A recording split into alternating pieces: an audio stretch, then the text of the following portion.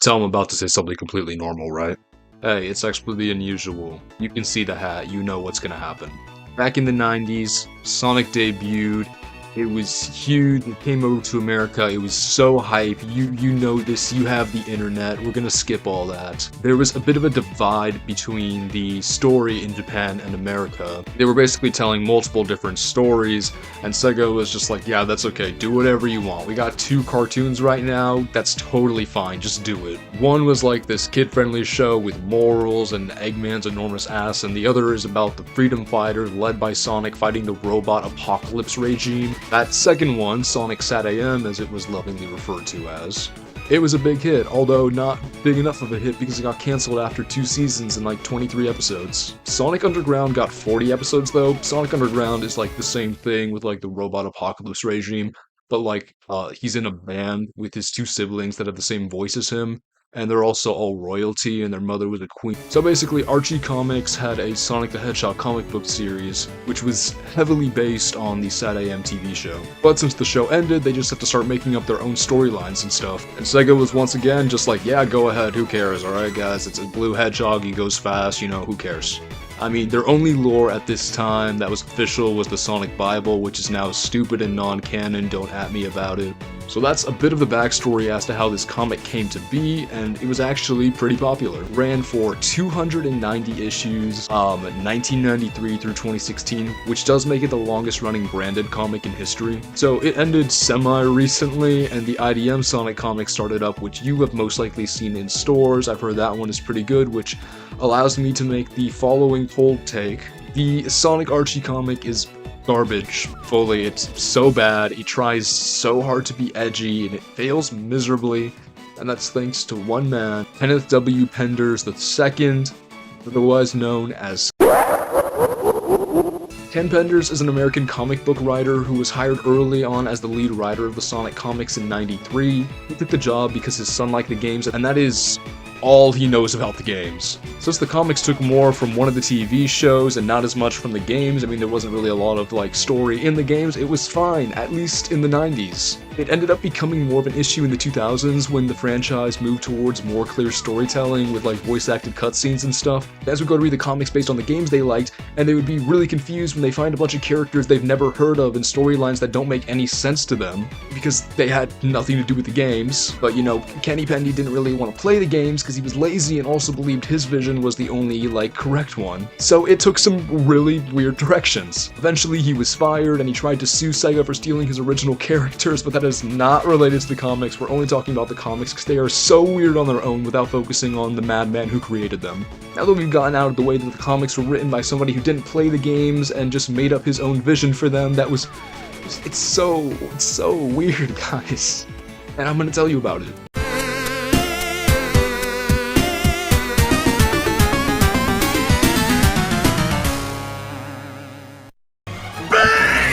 This is Charmy Bee. I have legit never met a single person who genuinely likes Charmy Bee because he's so annoying. Hey, don't cry! Okay.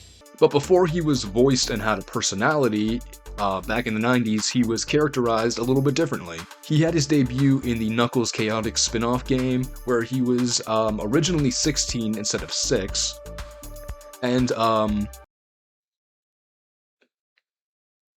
that was it. So Ken really liked Charmy, so instead of him being the young, naive member of the Chaotix mystery-solving gang with the DJ Crocodile and the Ninja Chameleon, he's off on his own adventures with his own supporting cast of bee people in a kingdom.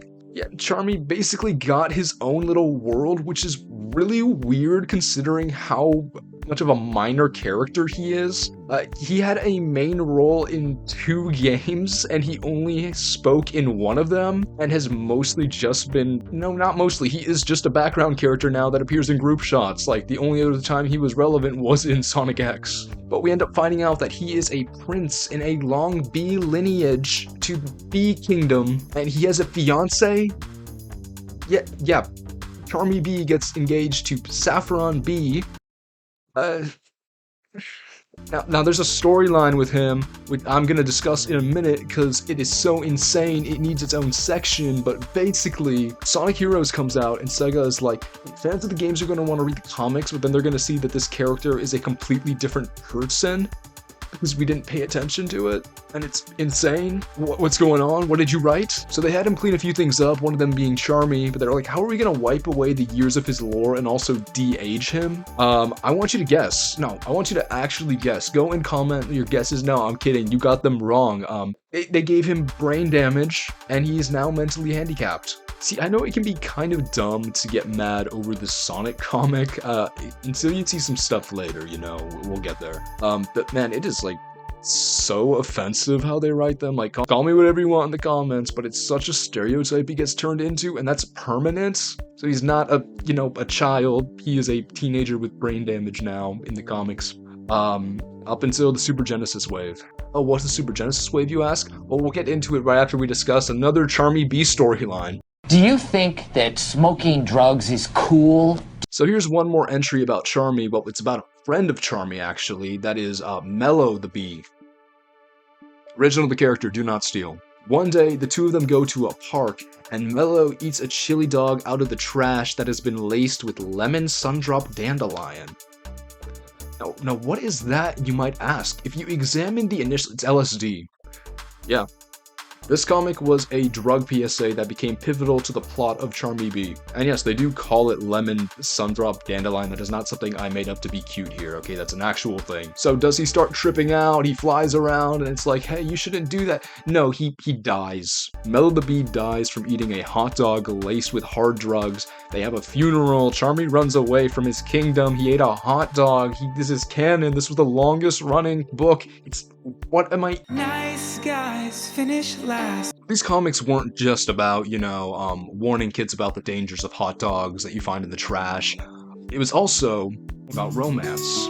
So Sonic's always been the best friend, like surrogate big brother figure to Tails. So when Tails develops a crush on Fiona Fox, who is a character with a lot of interesting lore, does Sonic help him out? Does he wingman him? Does he, like, talk him up? No, he cucks him. So Fiona is a bit older and is more interested in the more cool, mature Sonic, rather than the, you know, Tails who does this a bunch. So she starts dating him, and when Tails' whole Uwu routine doesn't work, he gets pissed off and fights Sonic. And this fight concludes with one of my favorite panels involving language changing over time, which is Tails saying you hooked up with Fiona. Sonic canonically hooked up with someone in this comic book. Which brings me to the following. Virginity is cool. Come on. Virginity is cool. So, Sally Acorn was created for the Sad AM TV series as the female lead. She leads the Freedom Force. She's from a royal family. Most importantly, she dates Sonic sometimes. Years after leaving the comics, I'm Just Ken tweets this. It's not officially canon, but the fact that the author originally intended to include this but the publisher stopped him has a certain level of canonicity that still makes it interesting to mention, because this is the part where I read the tweet. Okay. The one story I couldn't tell was Sally losing her virginity to Jeffrey. Sonic may be fast, but Jeffrey was faster on the draw in that department. Not to mention the time the comic seemed to show Sonic after hooking up with someone else. Okay, that's not Sonic, that's Scourge, technically. Oh right, Scourge. Green is not a creative color. Originally known as Anti-Sonic and Evil Sonic, it's like he's his reverse Flash. Kind of. He's Sonic from an alternate dimension where everyone is evil and they wear leather jackets and sunglasses to show that they're evil. So he just kind of fought him a bit with other evil alternate dimension people. He would later turn green because of Chaos Emeralds or something. And now he's got scars because he's edgy and he's cool and stuff. He's like an edgier Shadow, but with the personality of Wario, where he's just like an obnoxious dickhead. It's a weird way to describe Wario. And he's green. He has canonically had sex, and so weird to say that about the green evil Sonic. He rules over evil Mobius, which is spelled Mobius, and remember Fiona Fox from a few segments ago? She became his queen, so she has been with both Sonic and evil Sonic, but not Tails. Sorry, Tails. So he's become a bit of a fan favorite and occasionally can be the opposite. Sega doesn't really use him anymore, but sometimes they do. They created a 3D rendering of him for, something. Penders tried to license out Scourge to an indie comic company, but then it got cancelled within a week because everyone hates this guy. Sega didn't even have to get involved and like pull their lawyers out on that one. It's just that everybody hates him so much, nobody wanted his comic book. Alright, so I have to preface, since I've been talking about the Archie comic books the entire time, that this one is technically from Fleetway Comics, which is the British variant. Super Sonic. He goes Super Saiyan when he gets all 7 Chaos Emeralds. It's pretty straightforward, right? He's stronger and he's yellow, fly and stuff. What if it was something more? Something kind of edgy and dumb? In the Fleetwood Comics series, Super Sonic is a psychotic alter ego with swirly eyes. He maniacally laughs as he goes around killing people. He's so crazy, love him. And eventually Super Sonic gets split off into his own body and becomes like a separate character and primary antagonist in the series. That is until he gets amnesia and loses his powers and gets a job as a barista. But they eventually fuse him back with regular Sonic. So there is one massive topic that I wanted to bring up, or I could have just called this like a top 5 or something, but those aren't cool anymore. So I'm gonna knock out some smaller topics really quickly for you guys. Women. Here's a screenshot of Sonic declaring his hatred of women. Tails gets infused with the power of the Chaos Emeralds and turns into this thing. That's as much as I need to say. What is your name? So the comics reveal Sonic's middle name is Maurice, which would be funny enough on its own, but the creator revealed in a tweet years later that he imagined Sonic's real name to be Ogilvy Maurice Hedgehog.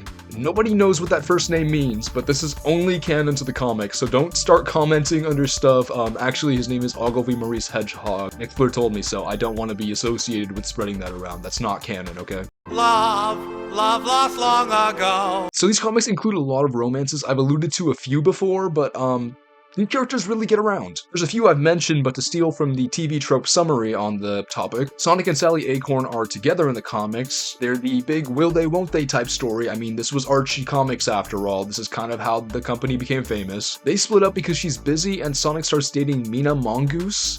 It becomes a love triangle, but then Sonic starts seeing Fiona Fox, and it leads to the stuff I said earlier before she turns evil and smacks Tails. Sonic and Sally get back together, but she starts dating Monkey Khan, which, I got some conflicted opinions on that one. Sonic also has a relationship with Bunny Rabbit, who is a bunny cyborg. And Sally is pursued by Antoine, who is also a character. The main point of this all these, characters who are in random relationships with each other is that nobody likes Tails. Also, Knuckles marries his distant cousin, Julie Sue, fourth cousin 12 times removed. It is such a distant relation, you might as well not have put them on the same family tree, but Kendulum Pendulum did it anyways. He is an artist. If you're wondering why Knuckles has such a massive family tree that we have his fourth cousin 12 times removed as a prominent character, for that matter, who exactly is this Julie Sue, why should we care, brings us into the longest section of the video so far, where I had to put like 5 mini topics before it.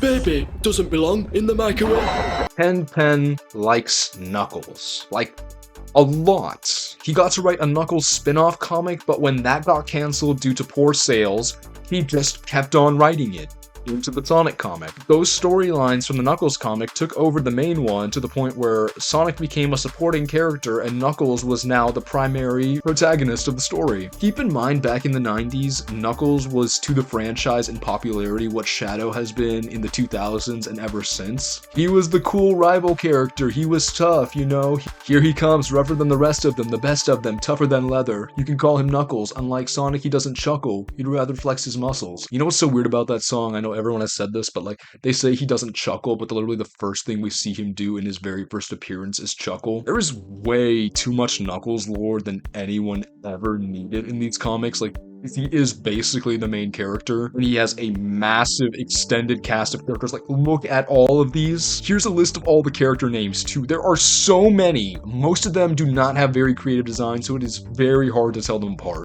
Wait, there's lots of other characters if you don't like the Pixie Sorcerer. No, there aren't. They're all just the same with different costumes. An article I read points out how the Echidna lore established isn't even exactly original because it like directly rips off Kryptonians. Our superpowered hero, the son of an incredibly important scientist with a god complex, who was originally thought to be the last survivor of his highly advanced race, but eventually, more survivors were found. And then there were so many important echidnas all over the place that he wasn't even like, how do you even still refer to him as the last one? I mean, they're even associated with magic green crystals. And to really drive this point home, for years, Penders wanted to tell a storyline where Mobius exploded and everyone fled to space. Also, Angel Island has a high-tech, futuristic cloud city type thing going on where all the echidnas live, and it's kind of ridiculous. But most of the time, Knuckles is the main character of the comic. The prophecies all revolve around him saving the world.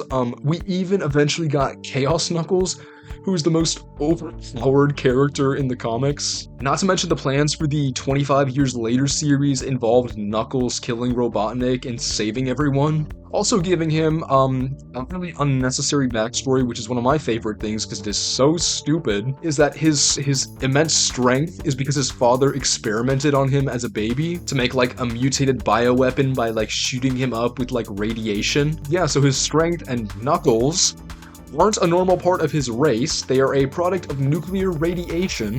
Why couldn't it be just like, he's just like that? I don't think everyone ever wondered about that, like in a world with two-tailed flying foxes and hedgehogs that can break the sound barrier without shitting themselves. A very strong echidna that only has singular reproduction head thingies. How do I say this, YouTube? How do I say this without getting flagged?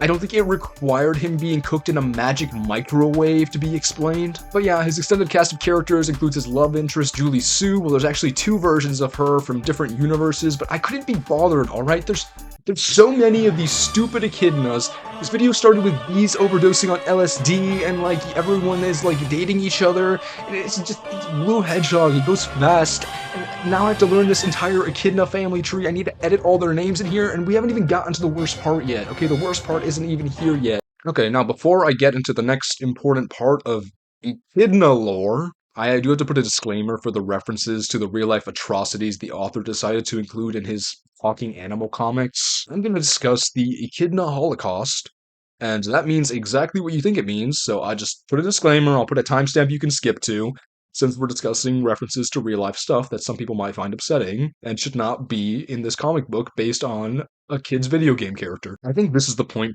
people should have realized, that the guy writing this was a hack with absolutely insane ideas that have nothing to do with what Sonic is about. But the comic carried on. We found out about this event, which I've already named, so I'm gonna stop saying it, or else YouTube will get mad at me. Alright, that's just how it is. Without over-explaining, there is a genocide of echidnas that is overtly meant to evoke this historical event, replacing the fascist parties at the time with bingos. It's not overtly graphic, nor is there a ton of detail, but it's just the insanely tasteless concept, and the fact that this got past any editors or even entered the author's brain in the first place. The most tasteless thing that comes to mind is that Penders stole an actual poem written by a prisoner inside one of the camps. This is a very well-known poem about how people will turn a blind eye to atrocities until it comes for them, talking about how, about how when they came for the socialists, they came for the Jews, it didn't matter because they were not associated with those groups. And then they changed terms like socialists and Jews to foxes and squirrels, and attributes the poem to Anonymous. No, it was not by Anonymous. This was an actual person who actually lived through this stuff, and then Ken Penders defended it by saying he had Jewish friends, so it was fine. I've done a lot of joking about the weird stuff in these comics and like how like strangely inappropriate they are for like a potential child audience, but this is on another level where it is just like, cut out the joking and just say, this is terrible. This is not something that somebody should have written and then had published to a story from a massive comic book company based on a worldwide famous character. It's now illegal to use your meme. Now, not because of the thing we just mentioned, but like a combination of all of his like weird writing and like refusal to like work with the company on actually making the comics like consumable for audiences, and Penders was fired from the comics. Sega needed to ensure all that weird nonsense I just listed never happened again, so they set out a long list of mandates for comic writers to stick to, make sure they keep to the script. And I'm gonna tell you every one of them because some of them get kinda weird. You can't add family members to Sega original characters, but the characters introduced in the comics can have new family members. Major villains such as Metal Overlord, Black Doom, and every character from Sonic Chronicles aren't allowed to be used. Also, you can't use Eggman Nega. I assume because of the name. Probably not because of the name. I think he's just a strange character overall. Sonic's home planet can't be called Mobius anymore and is now just Sonic's world. Sonic isn't allowed to lose. Ever. So Sega characters can't get into relationships, but comics characters can with each other, but not with the Sega characters. Sonic cannot show excessive emotion. Toxic masculinity, I assume. Male characters cannot wear pants. Alright, well, I have the hat on, you know. Will you learn? What will you learn? That your actions have consequences! After the firing of Ken Penders, he sued Archie Comics and Sega over the characters he owned that he would eventually spin off into his Laura Sue Chronicles, which is Knuckles and Julie Sue's daughter, but that is so much more information I don't want to discuss. What I do want to discuss is that Sega performed an event called the Super Genesis Wave, which is similar to DC's Crisis events in that it served as a reboot to the comics continuity. We would be away with all of the, BLSD and the, nuclear radiation and the dingoes and all that weird stuff. We would get back to the basics, and it also served to remove 200 characters from the comic canon. They no longer exist. Some were reintroduced with slightly different names, and some disappeared forever. I'd like to play a little game with some Sonic fans here to honor all of these characters who have disappeared from the canon, and it's gonna be called... Alright. I don't know how to open this. It's a bit of a weird setup. We have a panel right here of people with a vast amount of Sonic knowledge, people who know everything about Sonic, to people who know nothing about Sonic, to people who are just autistic, so I brought them in anyways. They're very excited to be here, as you can hear. So to explain the rules here, because you're currently looking at a white screen, this game is called Real Sonic Comics Character or Fan-Made OC I Stole Online. So what I'm going to do is I'm going to present you with the name and description of two characters, one of which is a actual real Sonic character that was at one point canon, and the other is an OC that I stole from, like, a wiki page that some 12-year-old made. Damn it, tell me why I'm pulling an all-nighter, pulling, like, all the knowledge I knew. I wrote it down. I was like, who made them? I was just like, what release date, what day, where at, who got it first? You're gonna need absolutely none of that knowledge for this. Alright, you guys ready? Yeah. Okay, go. First up, which one is canon? Is it Julie Sue the Echidna, who is Knuckles' girlfriend and also distant relative? Or is it Basil the Skunk, who is a character from the TMNT comic crossover? I don't even know. It's a 50-50. I want my gut. This one is definitely the easiest one. What? This is the easiest I literally have zero clue. I'm just guessing blind here. Well, the answer was Julie Sue the Echidna, because we talk about She has Julie a Sue gun? a lot. Yeah, it's very... Those of you who don't know, which is you three because the video's not out yet, the creator of this comic really likes Knuckles and Knuckles. 5 minutes later. So one of you got that right. That is 1 point to Rocco on that one. Let's go. Which one is canon? Is it Mystic Monkey, who is a Sonic admirer who wields a sword in his tail? Or is it Saffron Bee, who is Charmy Bee's girlfriend and eventual fiancé? Charmy Bee is 6 years old, by the way. Alright, now for the reveal. It is Saffron Bee. There's no way these things are real. No, yes, these are real in the very comic, yeah. real. See, Mystic Monkey sounds real, I was trying to think if that monkey one was from like the Sad AM cartoon, but then I remember that wasn't the monkey's name. See, the fact you know the Sad AM cartoon kind of guarantees you're gonna win this. Alright, next one, which is canon. Is it Dr. Ivana Robotina, who is a female version of Robotnik from an alternate dimension, or Omelette Robotnik, who is Robotnik's daughter? Boom. Actually, I'm shooting in the dark on this one. The answer was Ivana Robotina. This is fan art though, because she's only in one issue. No! Did you guys actually think he has a daughter named Omelet? Maybe. It's a very popular fan character, like more than the rest of the OCs. No! Alright, next up, which is canon? Is it Quills the Porcupine, who is an in-universe evil Sonic ripoff, or is it Jules the Hedgehog, who is Sonic's war hero cyborg dad? Alright, lock in your answers on this one. This one's tough. Okay, the answer was Jules the Hedgehog is real. Oh! Jay, your mic has not been on the whole time. I thought you were just being quiet. Right now it's... Okay, does it work now? Yeah. There we go. I am not keeping count of who's in the lead, but I feel like we can all guess pretty easily. So we have our final question now. Alright, I want nobody to give each other hints on this one. Wait, this is the final one? Yeah, there's only 5. I didn't even know that Sonic wasn't just a game. I spent... Oh, there is so much. There is so much. An hour, like, looking at Sonic OCs in order to make this quiz, and I started losing my mind, so I couldn't put more than 5. I could do more. Weird flex, but okay. Alright, you guys ready for the last question? Yes! Alright, which of these two is real? Is it Orville the Elephant, who is a comic relief orange elephant who does magic tricks, or Roxanne Wolf, who's a keytar-playing wolf and side villain? Alright. That just sounds like a FNAF character. Alright, lock in your answers. I think that is a FNAF. It is. Sonic OC. So everyone said Orville. I don't know why I thought I could trick this group, because yeah, neither of those were even Sonic characters. They're from FNAF, but who could tell anyways, you know? I got prize 0. for winning the Sonic game show. You will be receiving in an email 34 gigabytes of Sonic inflation art that will be sent to you in the next 2 to 3 business days. Wow.